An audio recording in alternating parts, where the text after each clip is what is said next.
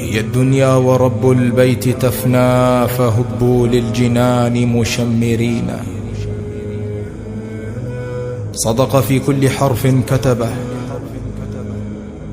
وبشوق للقاء الله خط قلمه. بهذه الكلمات رثى شاعرنا الشهيد أخاه الشهيد في هذا النشيد الذي كان أحد أناشيد ألبوم القابضون على الجمر. الشهيد الإنغماسي الشاعر عطية المصري أبو النصر، المقاتل المقتحم، كان ممن خط كلماته بالدم والشهادة قبل القلم، وقد كتب كل أناشيد الألبوم ليكون صدقة جارية عن روحه، ليوقظ في الأمة جذوة الجهاد. أما آن لك أن تستيقظي يا أمتي،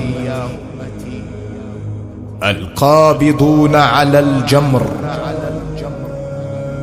كلمات الشاعر شهيد معركة طوفان الأقصى عطية المصري أبو النصر.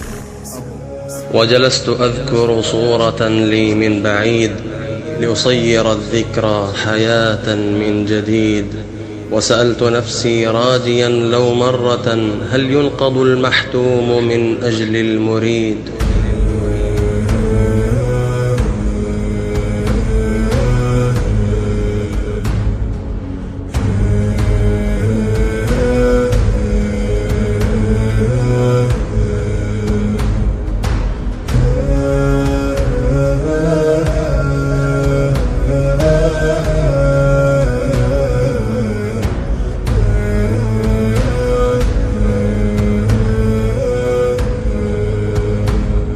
جلست أذكر صورة لي من بعيد، لأصير الذكرى حياة من جديد.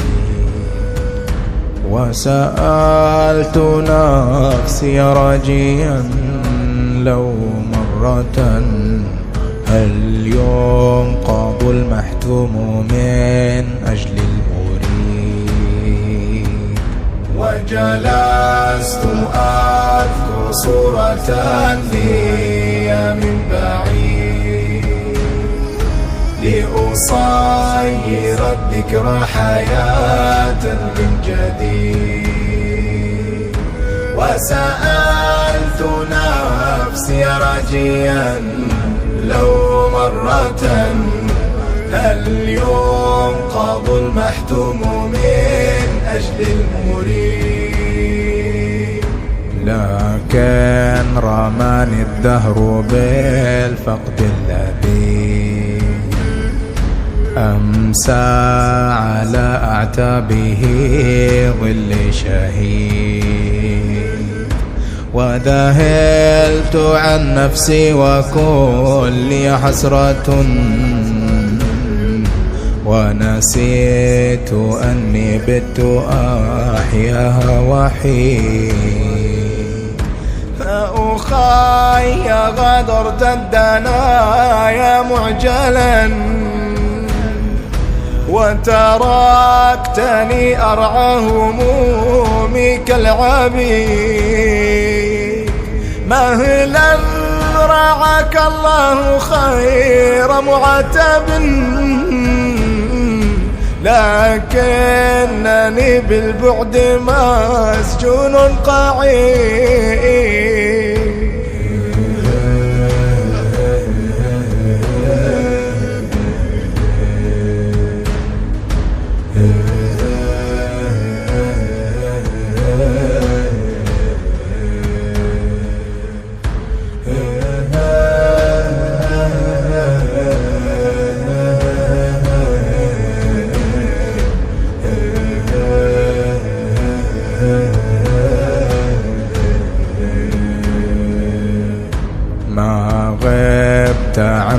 ظهري كأنك حاضر بين الضلوع، فأنت مني كالوريد.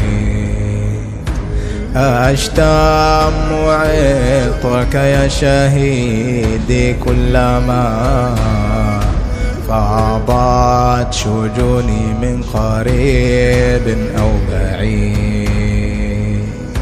يا بسمة تعلو شفاها ترجمات، توديع دنيا روضت قلبي العنيد. ما زلت أذكر حرقة القلب التي صقلت فتيا ناعما صقل الحديد.